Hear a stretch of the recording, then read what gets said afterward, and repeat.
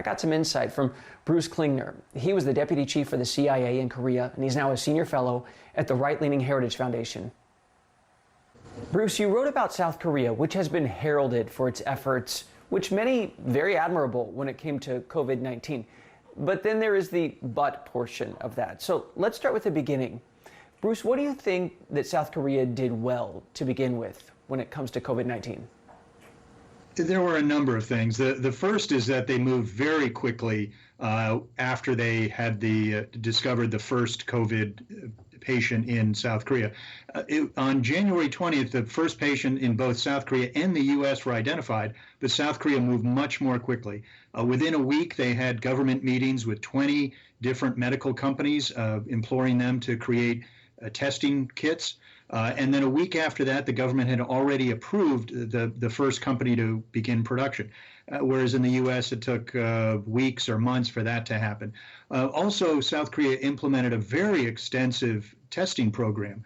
They were doing 10,000 to 20,000 tests a day on citizens, when even months later, weeks later, the U.S. hadn't done 10,000 cumulatively.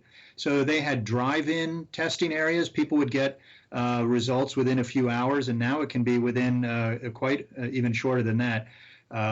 And so they were able to produce these kits with a lot less bureaucracy, a lot less red tape than it seems in the U.S. But you also write about the other side.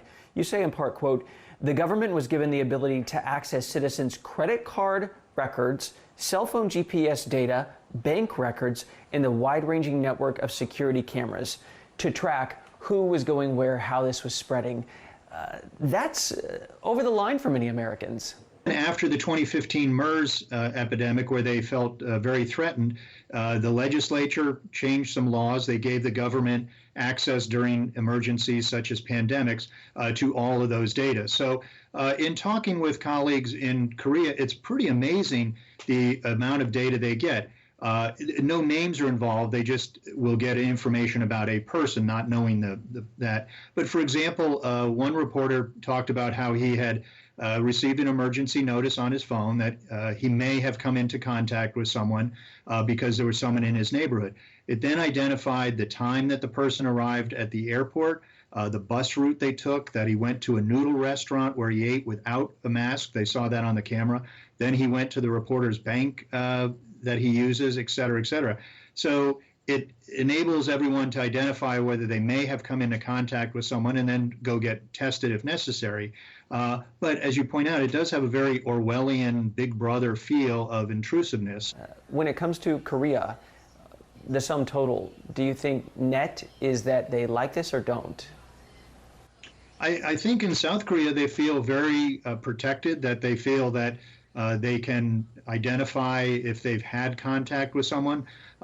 And as much as the Americans typically wouldn't want that kind of intrusiveness, when you see that South Korea has already flattened the curve of the infection rate, that schools may be reopening soon, that people might say, well, if we don't have to shut down entire cities or entire businesses, that will have obviously less of an impact on everyone's economy. So I think it's something that Congress and others will have to debate as an after-action item, whether we want to better protect ourselves by giving up some of the civil liberties during emergencies, just as we're right now confined to our homes for 2 weeks or more, or whether that's something that we just don't want to allow the government to have access to. Bruce Klingner, helping us understand this rapid curve flattening and exactly how that happened. We appreciate it. Thank you. Great. Thanks for having me. I thought that was fascinating. We see that flat curve and think, I want that. Would Americans be willing to give up those civil liberties and bank records to be tracked to restaurants? We'll see.